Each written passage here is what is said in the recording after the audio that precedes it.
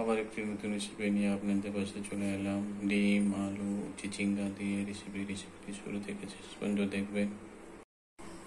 কড়া বসিয়ে দিচ্ছি, দেখছি সয়াবিন অয়েল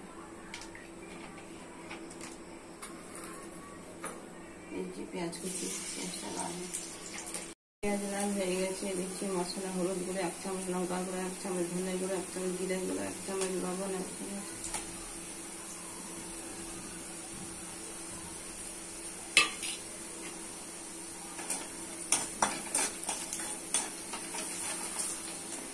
দিচ্ছি সরষা বাটা,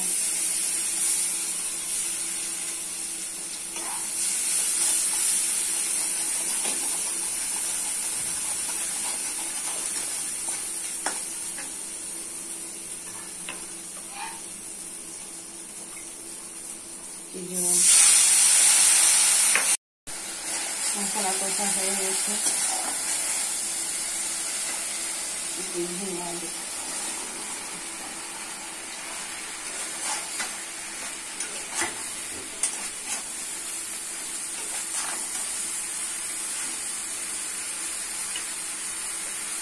ঢাকা দিয়ে দিয়ে রান্না করে দিতে হবে।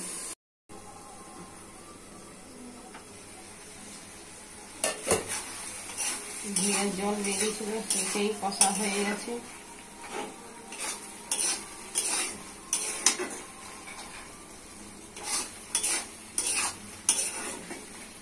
দিয়ে দিচ্ছি জল,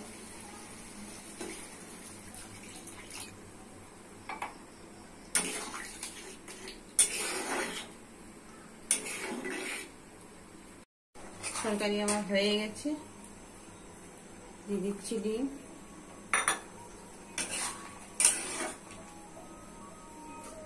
হয়ে গেলে বার করে দেখাচ্ছি।